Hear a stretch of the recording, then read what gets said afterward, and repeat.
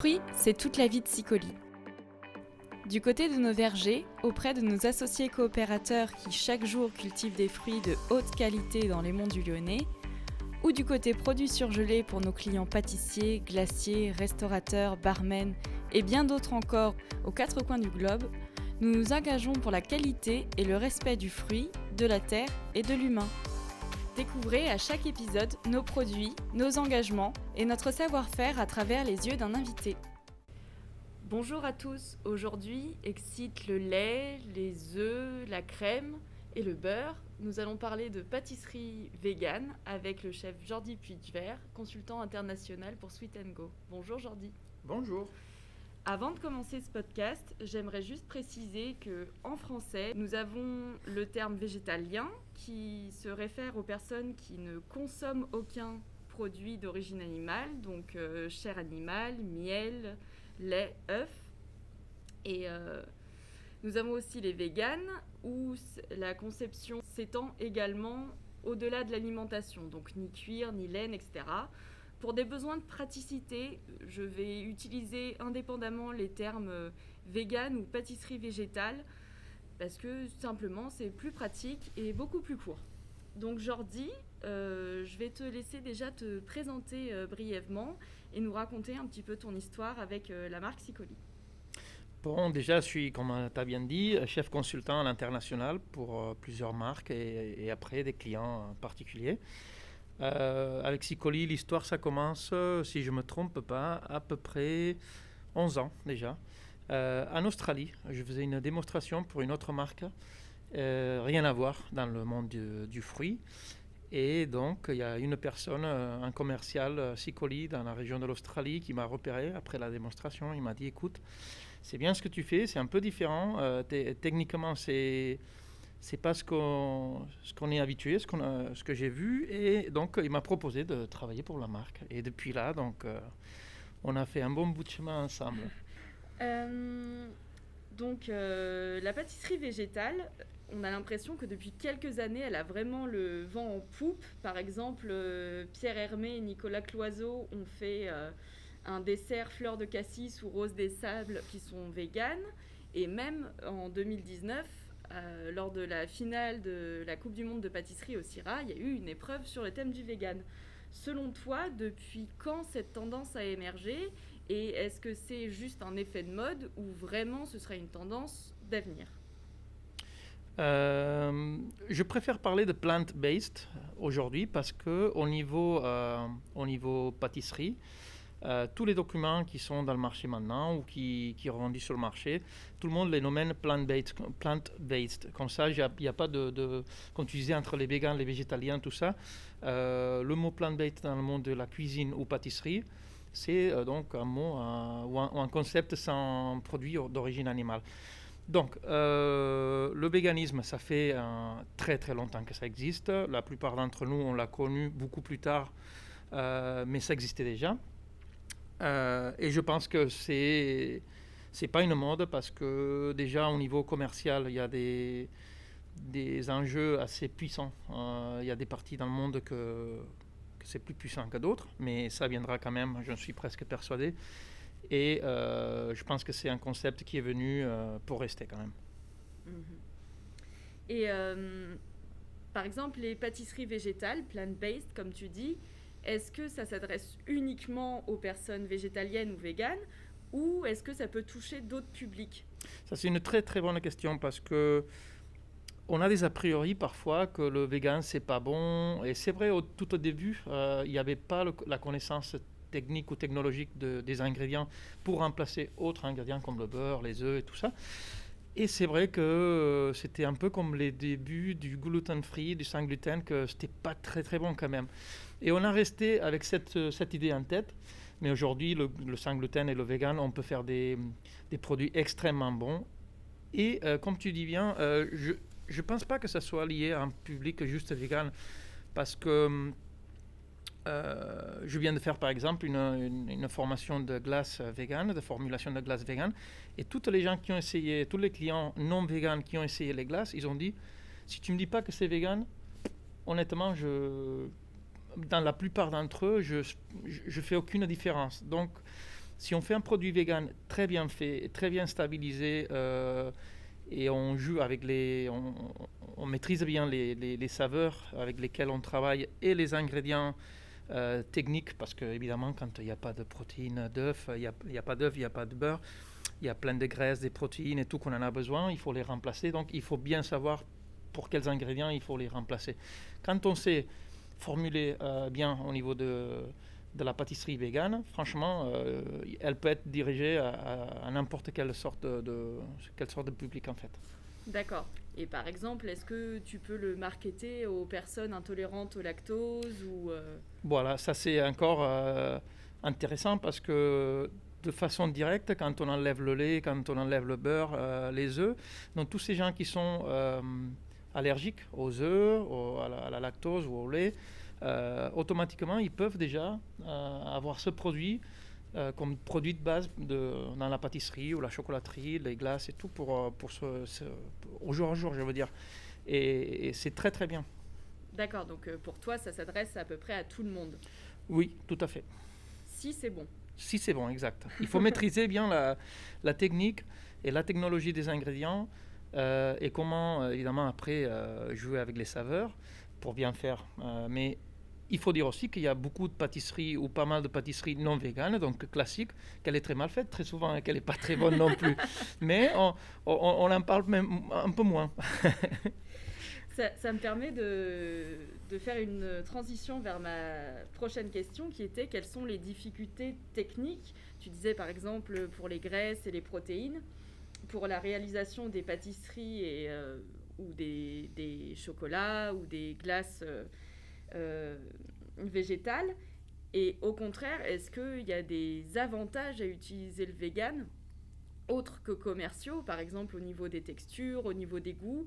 Quelles sont les difficultés techniques et au contraire, est-ce qu'il y a des gros avantages à passer au vegan? Les avantages au niveau, je commence pour les avantages. Les avantages au niveau des saveurs ou de trouver un produit meilleur, je dirais que non, parce que les produits, s'ils sont bien faits, n'importe si c'est classique ou vegan, ils sont bons. Donc là, ça, c'est très personnel. Donc la seule chose que je trouve de positive, c'est plutôt, je vais te mettre un exemple. Par exemple, j'ai fait une formation pour les traiteurs de France il n'y a pas longtemps et ils me disaient, quand on fait un banquet, parfois on a 6 menus différents entre les intolérances, les modes, le menu déjà établi et tout, ils n'en peuvent plus. Donc c'est vrai qu'en maîtrisant un peu le côté vegan, déjà il y a beaucoup d'allergènes qui disparaissent. Donc celui qui est allergique à la lactose, aux œufs et tout, ça peut déjà tout être aggloméré dans un menu vegan. Donc oui, c'est un avantage parce que quand on maîtrise ça, déjà on a beaucoup moins de problèmes au niveau des allergènes et on peut, au niveau des menus comme ça, des banquets, donc c'est très intéressant en fait parce qu'on peut travailler un menu qui convient à des personnes qui ont des problématiques autres donc bon, voilà, les allergies aux œufs, au lait et autant d'autres. Donc ça c'est déjà un avantage. Après au niveau technique, c'est le vegan, si on veut le faire bien fait et on veut formuler bien pour comprendre qu'est-ce qu'on est en train de faire et quels résultats on va avoir et aussi la conservation, comment elle va se passer au niveau de la congélation, au niveau de quelques jours au frigo. Donc ça, c'est déjà un autre monde. C'est très complexe en fait. C'est très très complexe parce qu'imaginez-vous une glace aux œufs, une crème glacée où il y a de la crème, il y a du lait, il y a des œufs, il y a les protéines du lait ou parfois on rajoute même les protéines du petit lait pour mieux stabiliser la glace. Imaginez tout ça sans ces produits. On se sent nu parce qu'on se dit et maintenant qu'est-ce que je fais? Parce que les œufs, on voit juste voilà, il y a de l'eau mais il y a des protéines, il y a des graisses. Dans le beurre c'est pareil, quelle sorte de graisses? Ils sont saturés, insaturés, quel pourcentage de chacune d'entre elles? Donc il faut tout reconstruire au mieux pour qu'on puisse avoir la même tenue, la même stabilité. Et ça c'est très très très compliqué. Après c'est intéressant parce que ça nous oblige à apprendre beaucoup de choses, que ça nous aide aussi sur la pâtisserie non végane. Et après, il y a un autre fait, que c'est que il y a des gens qui disent, quand ils essayent un produit vegan, parfois, ils le comparent tout de suite, évidemment, avec une pâtisserie ou un saveur traditionnel d'une recette. Ils disent, ouais, mais le goût, c'est pas pareil. Mais je les regarde, genre, comment tu veux que ça soit pareil s'il y a plus de la moitié des ingrédients de la recette classique qui ne sont pas là-dedans. Et ces ingrédients, ils nous apportent du goût. Par exemple, le beurre, il a le goût de beurre. Le lait, la crème, c'est ce goût laitier. Si on ne met pas ça, on n'aura jamais un goût laitier, un goût, cette saveur. Donc, il ne faut pas se tourner de cette façon. Il faut voir ça comme un produit différent.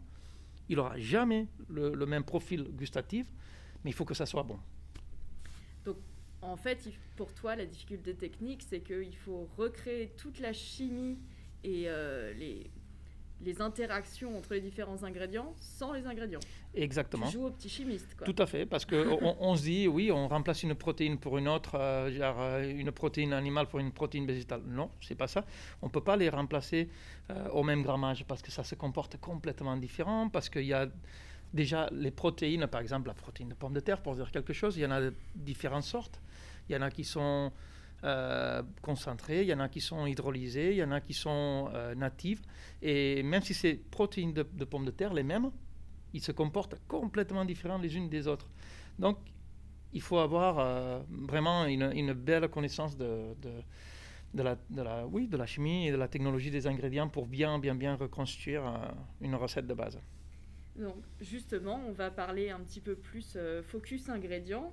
Et du coup, dans tout cet univers de pâtisserie et de desserts végétaux, quelle est la place du fruit ? Est-ce que les pâtisseries végétales sont plutôt orientées vers des recettes dites classiques chocolat-vanille, ou est-ce que le fruit occupe quand même une place importante ? Ah non, évidemment. Pour moi, c'est 50-50 dans la pâtisserie, dans le monde de la glace, le sorbet.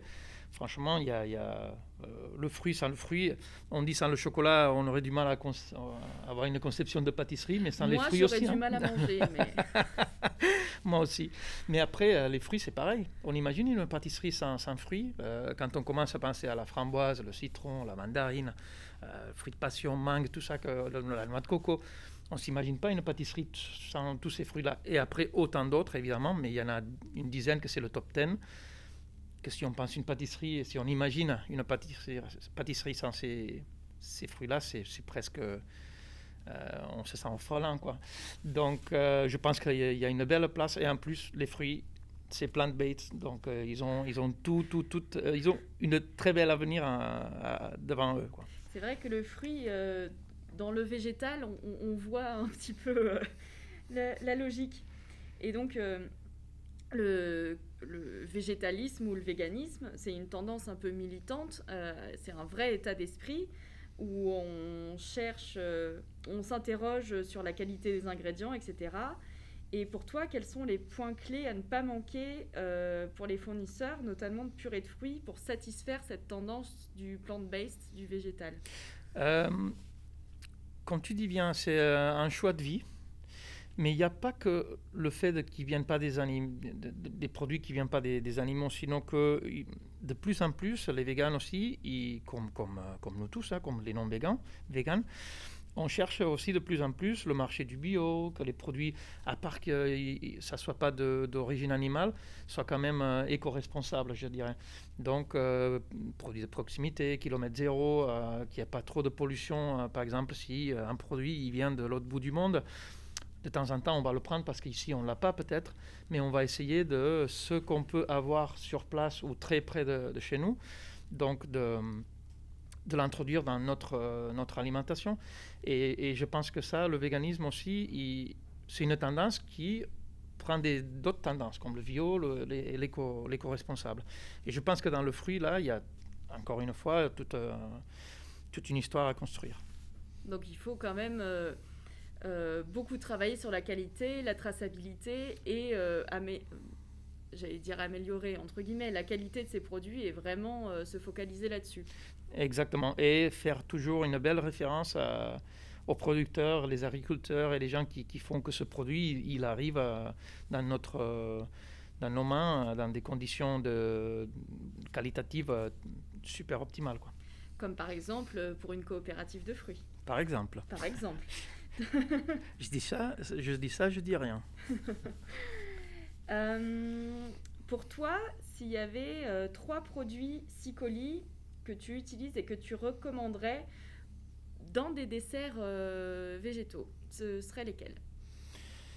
Ah, ça c'est difficile hein, parce qu'il y a tellement de beaux produits, de bons produits que c'est compliqué. Et comme tous les purées de fruits sont d'origine végétale, donc franchement ça c'est très très très personnel. Donc je pourrais t'en dire quelques-uns, mais bon, je pense que la plupart des produits Sicoli ils sont à recommander. Surtout la nouvelle gamme que vous avez de produits bio.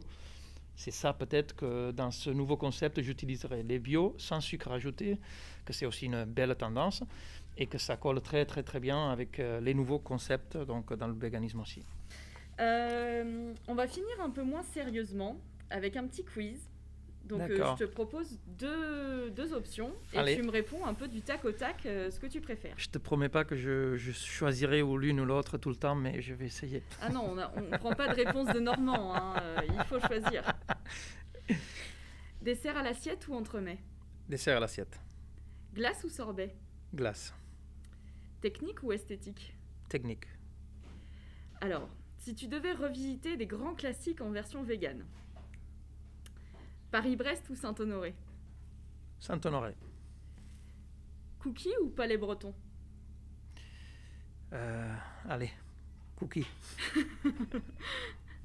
Au chocolat? Au chocolat. Très bien. Fraisier ou framboisier?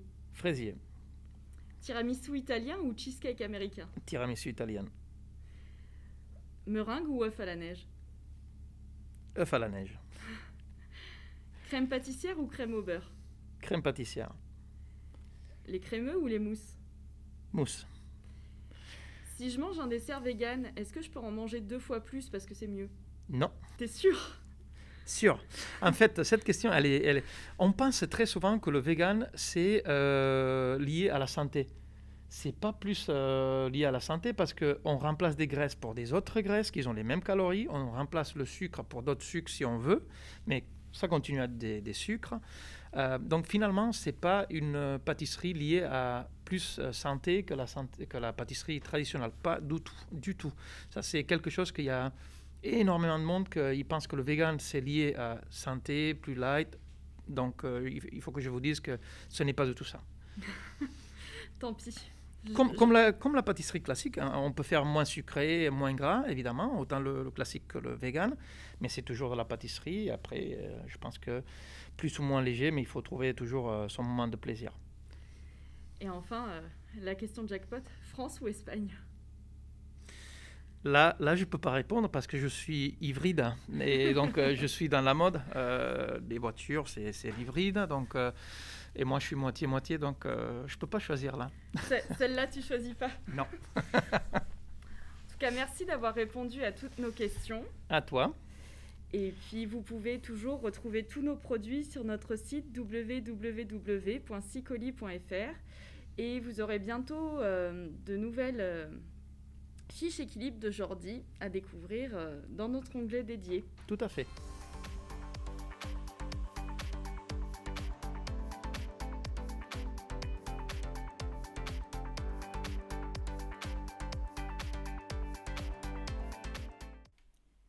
For the English version of this interview, please check our YouTube channel for the video with subtitles.